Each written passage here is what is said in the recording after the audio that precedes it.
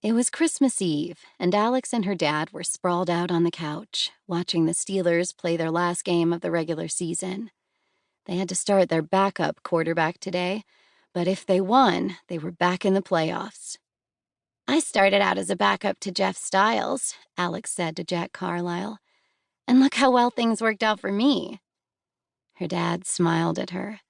That smile had always made her feel like being wrapped in a soft blanket.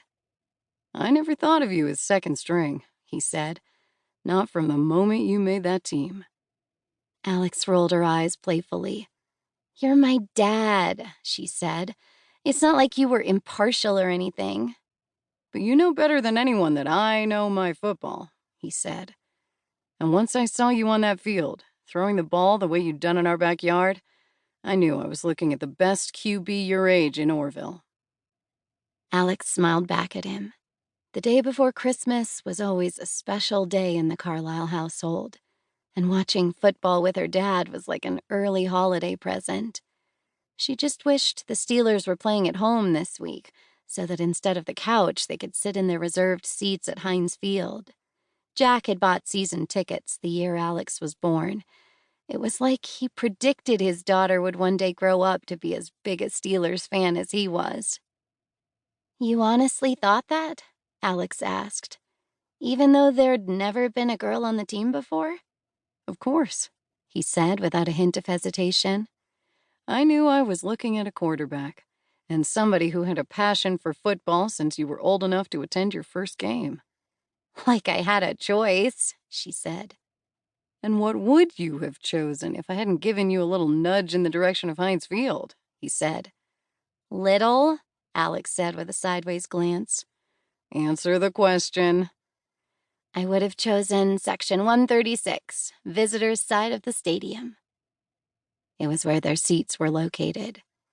And Alex knew that even with the snow coming down the way it was now, they would have braved the cold if in fact the Steelers were playing at home. But as far as Alex was concerned, the snow made today even more special.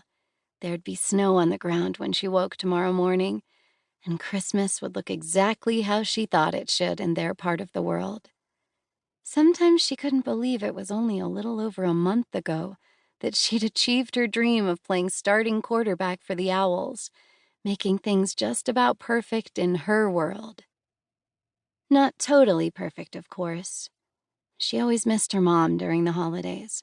Her parents had divorced a long time ago, but remained close friends, and Alex still talked to her mom regularly over the phone. But Dr. Liza Borelli now lived in San Francisco with her husband Richard and Alex's 5-year-old half-brother Connor.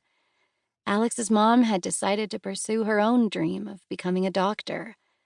And over time, Alex had come to understand that sacrifice, especially during the last few months, because now, more than ever, Alex understood how it felt to chase a dream.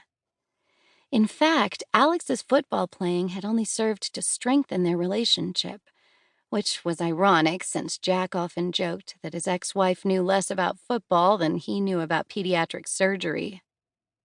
But through their shared experiences of defying the odds and overcoming unfair obstacles, Alex and her mom began to see each other a little more clearly. Even with this newfound mother-daughter bond, Alex knew the hurt from her parents' divorce would never fully disappear.